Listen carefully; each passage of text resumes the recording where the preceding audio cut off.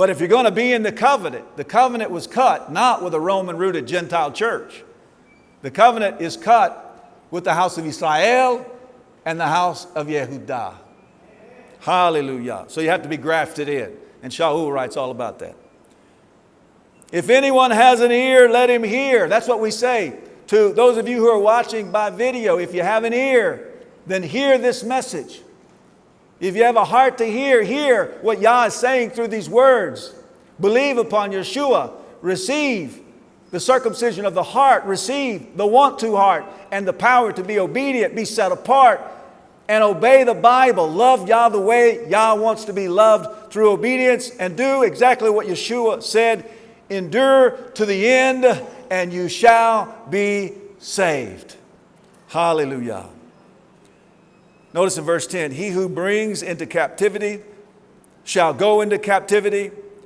He who kills with the sword has to be killed with the sword. This is talking about judgment. Judgment is coming. We have to know that judgment is coming. And by the way, there is a religious doctrine that says if you just mentally acknowledge that, quote, Jesus is the Christ, then that's all you have to do. And once you're, quote, saved, then you are always saved, and you will miss any judgment. Well, all of that is untrue. All of that is a lie. Believing upon Yeshua empowers you to obedience. And obedience is what pleases the Master. He will give you His breath to empower you to endure. If you endure to the end of your life and you die in obedience, you will be resurrected in the resurrection of the righteous. If you're alive when Yeshua returns, then you have endured to the end. You will be gathered up when Yeshua returns. And so don't believe the lies of religion. Believe the truth. Notice, here is the endurance and the belief of the set-apart ones. Now, we're going to read about the false prophet, because the false prophet works alongside anti-Mashiach and has authority and power as well. Verse 11, and I saw another beast coming up out of the earth, and he had two horns like a lamb. Now that's important.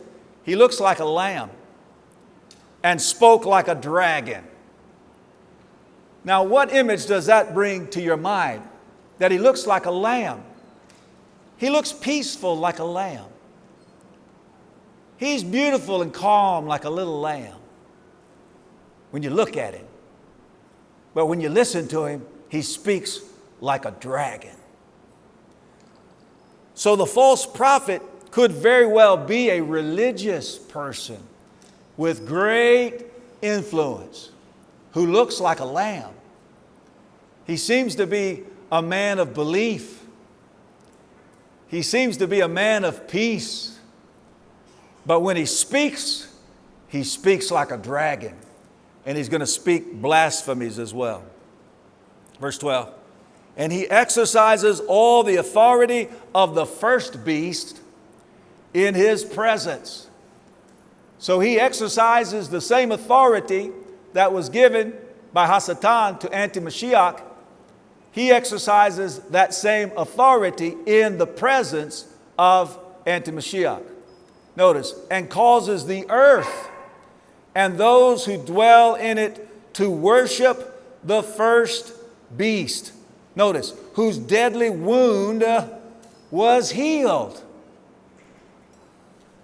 So the role of the false prophet is to cause the whole world to worship the beast, whose deadly wound was healed. You see how they think he's a miracle worker? Why, that was a miracle.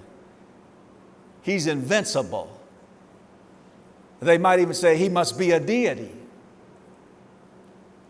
And the false prophet could very well be cloaked in religion. someone who has great religious influence, who when he says follow the beast, millions of people will follow. If he gives his approval to the beast, he has that kind of influence, millions will follow. Verse 13, and he does great signs, so that he even makes fire come down from the heaven on the earth before men. I think about the magicians of Egypt and how they went toe to toe with Moshe and Aharon for a very short season. And they were able to do things that appeared to be miraculous.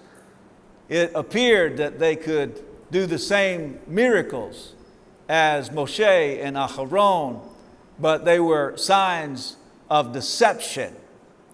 And I think about the technology that we have today. I don't know exactly how this fire is going to come down from heaven, but I know that we have laser technology that can come out of the heavens and do great destruction. I know a Tomahawk missile can come off of a destroyer somewhere in the ocean and rain down fire from heaven. And so we must know that the false prophet is going to perform signs, but they're signs of deception. And he leads astray those dwelling on the earth because of those signs which he was given to do before the beast. They're going to see some things and marvel, and they're going to believe. They're going to believe the false prophet. They're going to believe the anti-Mashiach because of these signs. And he leads astray those dwelling on the earth because of those signs which he was given to do before the beast, saying to those dwelling on the earth to make an image to the beast who was wounded by the sword, yet lived.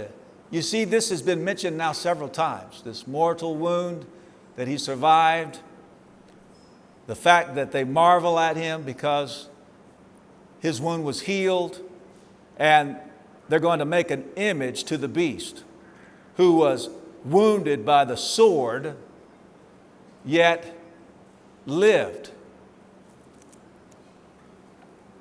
Now we go back to what we learned in the book of Daniel, and we see Antiochus Epiphanes erecting a statue of a chief Greek deity with his own face on it, demanding to be worshiped. That statue is erected in the most set apart place, in the dwelling place of Yah in Jerusalem. When Yeshua taught about anti-Mashiach, he quoted Daniel. Daniel said that this little horn that points to the anti-Mashiach of the last days is a man. Yeshua quotes Daniel. We studied last night in 2 Thessalonians chapter 2 that Shaul, or the Apostle Paul, calls the anti-Mashiach the son of destruction, the man of lawlessness. And I know that there are some people who believe that the anti-Messiah is a spirit. And they say, well, you know, the mark of the beast in the right hand and in the forehead means what a person does, their right hand, what he does, and what he thinks. The problem with that doctrine is the scripture doesn't say the mark is in both the right hand and the forehead. It says the mark is in the right hand or the forehead. So this idea that the anti-Mashiach is just a spirit is incorrect. The anti-Mashiach will be a man empowered by Ha-Satan. He will have a false prophet who will do signs and wonders in his midst. And the false prophet will demand that the whole earth worships the image of the beast. Again, I mentioned a moment ago, if the image is projected in the rebuilt temple in Jerusalem, how can the whole world see it? There will be a technology available at the time that people have already begun to worship. And anti-Mashiach will use that technology, I believe, to give his speeches and to communicate to the whole world and to blaspheme Elohim. And the false prophet will demand all people to worship the image of the beast. The technology is already in place. If they're already worshiping their phones, you can't get them off their phones. Every second they're not focused on something else, they're on their phones. They're entertained by their phones. When they have nothing to do, they're flipping around on their apps, they're on their phones. You can see how the phone could be used as a source of communication by anti-Mashiach, and that people are already bowing down to them. And so when he comes on some device of technology and people see his image and they listen to his speeches, then they will be postured to bow down and worship the image of the beast.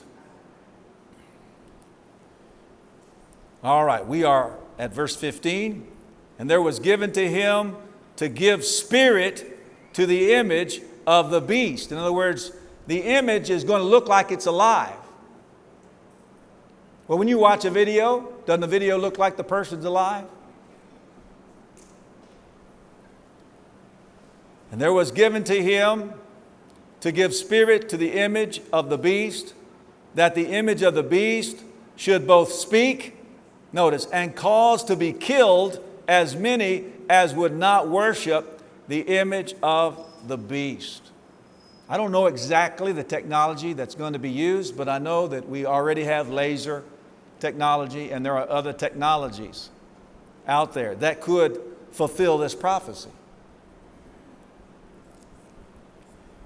And he causes all, both small and great and rich and poor and free and slave, to be given a mark, notice, upon their right hand. Does it say and? No. It says or upon their foreheads. And that no one should be able to buy or sell except he has the mark or the name of the beast or the number of his name. You know, our whole life is controlled by buying and selling. We've talked about getting groceries. You have to go to the grocery store to buy groceries. If you have a business, you have to be able to sell your product. If you want to travel, you have to buy a ticket. All of our life depends upon our buying and selling. And so if the anti-Mashiach wants to control the world, then if he controls a global market, especially if we have at that time a global currency, and we have a one world government where the entire world looks to the leadership of this anti-Mashiach, and there's one currency, and you have to have the mark to be able to tap in to the global markets. To be able to have a bank account, you have to have the mark. Anyone who shows up at a place where commerce is done and you don't have the mark, you're not going to be able to engage. You may actually be arrested and interrogated and executed. I know that these aren't joyful things to talk about, but it will be joyful when you know these things and you take measures to not fall into the trap of being caught off guard, finding yourself still in the large cities where the controllers are controlling. You haven't bought a piece of land somewhere. You're not growing your own food. You haven't stored up any food. And then you're going to be looking for other brothers and sisters to provide for you. You need to provide for yourself. This is important, folks. The people in our ministry who know me know that I'm not a conspiracy theorist. You folks that have been watching my videos for a long time know that you don't hear conspiracies out of me.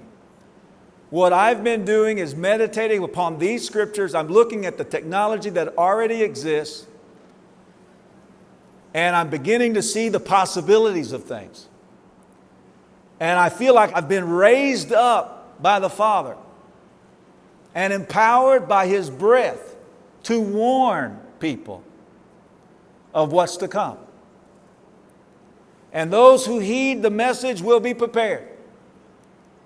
Those who listen and are sarcastic, those who listen and say, ha ha, that's not it. You're going to be caught off guard. You're going to be deceived. You're going to fall under the mystery of lawlessness. And you're going to find those days, the last 3.5 years, very, very distressing and troubling.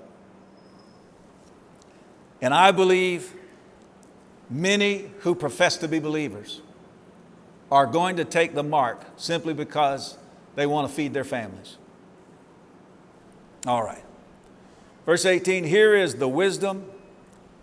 He who has understanding, that's the point. Do you have understanding? Are you willing to understand?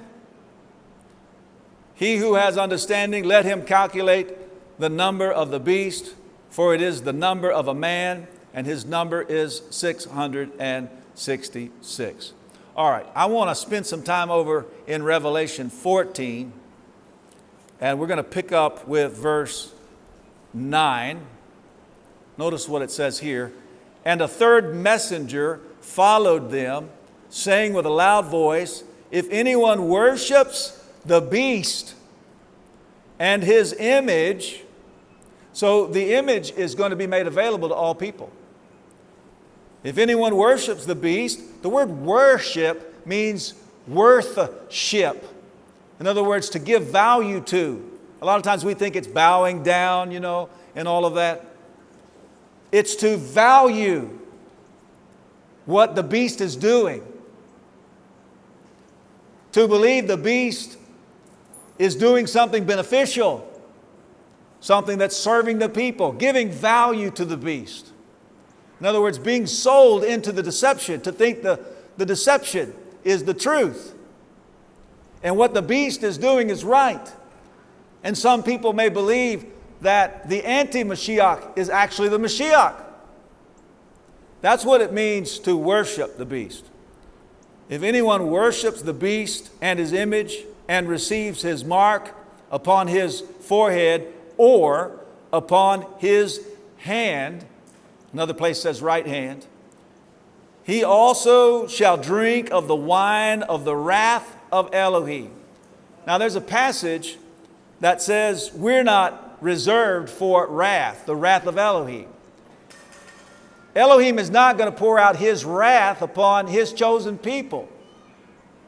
We will have to face wrath. It's the wrath of the dragon, the wrath of the serpent, the wrath of Hasatan. Because the scripture says that Hasatan is going to give the anti-Mashiach authority and power to overcome the set-apart ones. So there's going to be a battle. We are going to have to wage war with the anti-Mashiach and demon forces and Hasatan. But the wrath of Elohim is not reserved for His set-apart ones. The wrath of Elohim comes upon those who worship the beast and his image, and those who receive his mark upon their forehead or upon their hand. So you've heard me say over the last few nights, whatever you do, don't worship the beast. Don't worship his image. Don't get sucked into whatever technology is being used and you're standing there mesmerized looking at these speeches. Don't even look at those speeches. Get rid of that device before he's ever making those speeches. And don't take the mark. Don't take the mark. Whatever you do, don't take the mark. You say, well, I have to sell my products to be able to make a living for my family. Well, if you take the mark, the wrath of Elohim is coming upon you. Well, I have to buy groceries to be able to feed my family. If you take the mark, the wrath of Elohim is coming upon you. If you take his mark, the mark of the beast, You are in the same camp with the beast. You have aligned yourself with the beast and with Hasatan. You are being deceived. So don't take the mark. Look at verse 10. He also shall drink of the wine of the wrath of Elohim, which is poured out undiluted into the cup of his wrath. That's the full strength of his wrath is coming upon those who worship the beast and take his mark. And he shall be tortured with fire and sulfur before the set apart messengers and before the Lamb. That's what happens to those who worship the beast, who align themselves with the beast, who worship his image, and who take his mark. And the smoke of their torture goes up forever and ever. And they have no rest, day or night. Notice, those worshiping the beast and his image. Also, if anyone receives the mark of his name. Here is the endurance of the set apart ones. Here are those, notice, guarding the commands of Elohim and the belief of Yeshua. So guarding the commands of Elohim is obeying the first Shema of Torah. Having a belief that produces obedience is obeying the second Shema of Torah. Now go with me over to Revelation chapter 15, and we'll pick up with verse 1. It says, "And I saw another sign in the heaven, great and marvelous, 7 messengers having the 7 last plagues, for the wrath of Elohim was ended in them. And I saw like a sea of glass mixed with fire, and those overcoming the beast and his image and his mark and the number of his name, standing on the sea of glass, holding harps of Elohim." So there will be those who overcome the beast and his image and his mark and the number of his name. I want you to see yourself in that group, that you're going to overcome. You're not going to succumb, but you're going to overcome the beast and not take his mark. Notice, "And they sing the song of Moshe, the servant of Elohim, and the song of the Lamb." So they're not singing one song or the other. They're singing both songs.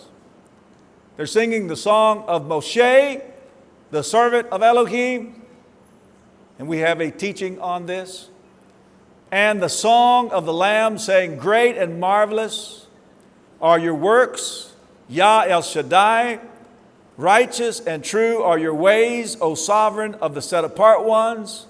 Who shall not fear you, O Yah, and esteem your name, because you alone are kind."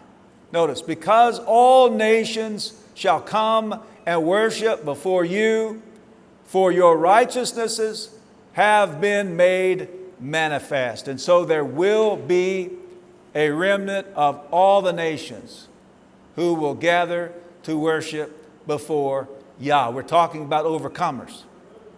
And that is why we're proclaiming these messages, because we want the body of overcomers to grow. We want there to be a great body of overcomers from every nation. Those who refuse to worship the beast or his image, and they refuse to take the mark of the beast in their right hand or upon their forehead.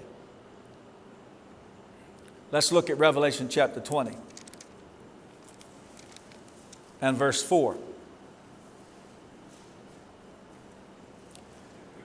"And I saw thrones, and they sat on them, and judgment was given to them, and the lives of those who had been beheaded because of the witness they bore to Yeshua, and because of the word of Elohim, and who did not worship the beast, nor his image, and did not receive his mark upon their foreheads or upon their hands.